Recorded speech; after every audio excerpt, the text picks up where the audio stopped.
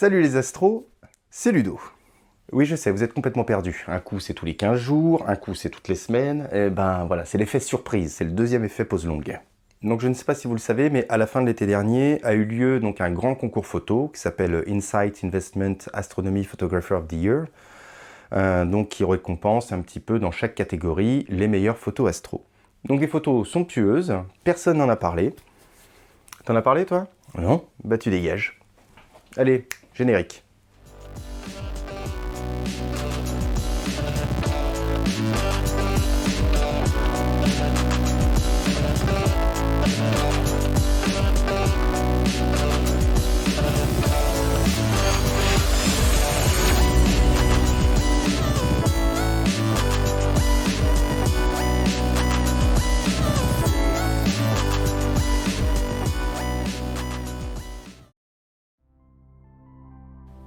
Catégorie Lune.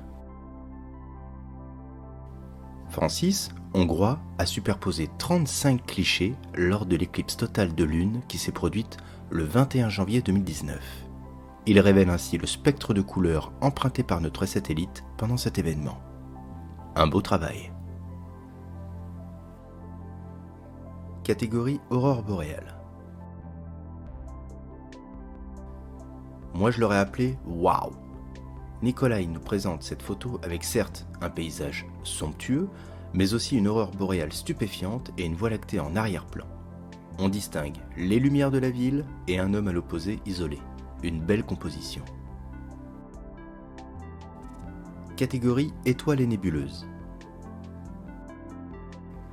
Lors d'une précédente vidéo, je vous avais déjà parlé du RVB, où on compacte 3 couches couleurs, rouge, vert et bleu. Ici, Ignacio réalise des prises de vue avec des filtres sélectifs. Les longueurs d'onde choisies sont le soufre, S, l'oxygène, O, et l'hydrogène, H. On parle alors de photos en SHO. Vous avez déjà remarqué quelques photos du ciel profond avec du jaune, vert, orange, c'est généralement la technique utilisée sur les nébuleuses.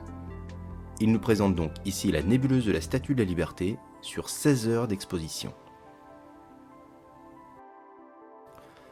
Catégorie Galaxie.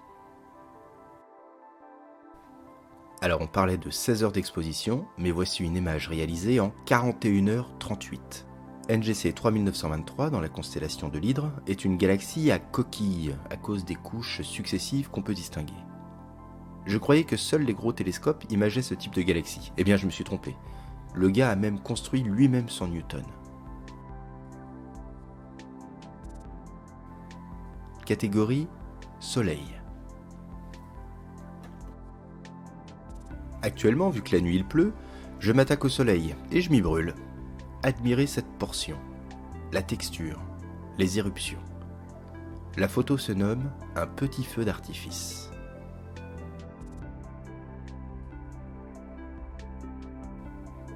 Catégorie les gens et l'espace.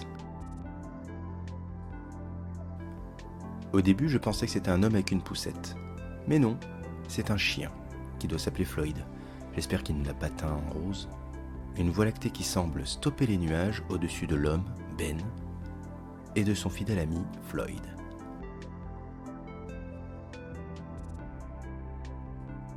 Catégorie planètes, comètes et astéroïdes.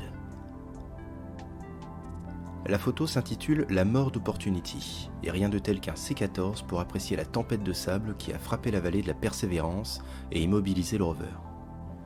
Je pense que les différentes tailles correspondent aux différentes phases d'opposition de l'année dernière. Catégorie Robotic Scope.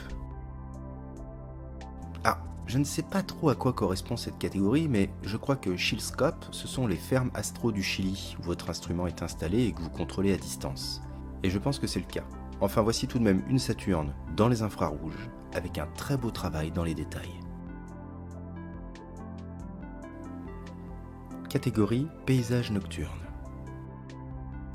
Une belle alchimie entre l'avant et l'arrière-plan, une pointe d'étoiles filantes, une planète, probablement Jupiter, et voilà, je traduirai Skyscape par gratte-ciel, mais pas les buildings, littéralement, gratte-ciel.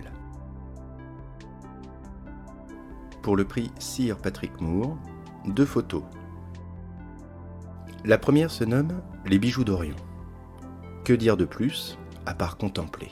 Une composition faite à la Star Adventurer, un Canon 450D défiltré et un 70-200 f2.8 pour les connaisseurs dans laquelle on retrouve l'épée et la ceinture d'Orion. Deuxième photo. Un jour, quelqu'un m'a dit « Les photos circumpolaires en noir et blanc, c'est moche ». Je ne sais pas vous, mais moi, je la trouve magnifique. Si ce n'est cette ombre-là qui me fait penser à Dick Rivers. Oui, je sais, je suis tordu. Catégorie Junior. La passion peut commencer tôt, très tôt. Dans la catégorie Junior, Davy nous présente sa fleur stellaire, c'est le nom de la photo. Quelque peu aidé par son père, ce petit garçon de 11 ans maîtrise déjà le SHO. Mais jusqu'où ira-t-il? Bon, de bien belles photos, ça aurait été quand même dommage de passer à côté de ça. Je vous remettrai un diaporama en fin d'épisode de l'ensemble des photos. Quoi qu'il en soit, la semaine prochaine, je vous ferai donc un épisode où je réponds un petit peu à nombre de questions qu'on me pose régulièrement. Des questions qui attendent des réponses, donc il serait peut-être bien faire un épisode là-dessus. Et puis si vous avez le même temps que moi, vous savez bien qu'en ce moment, pour shooter, c'est un peu difficile. Moi j'ai un temps pourri, voilà, tous les soirs, j'observe que dalle. Donc j'attends d'avoir un ciel clément pour pouvoir vous faire les astuces astrophoto sur la prise de vue, parce que faire ça en intérieur, ça serait un peu dommage, au moins de vous faire voir sur le terrain. Donc je vous laisse avec ces belles images. Et quoi qu'il en soit, je vous dis bon ciel, à la semaine prochaine. Salut!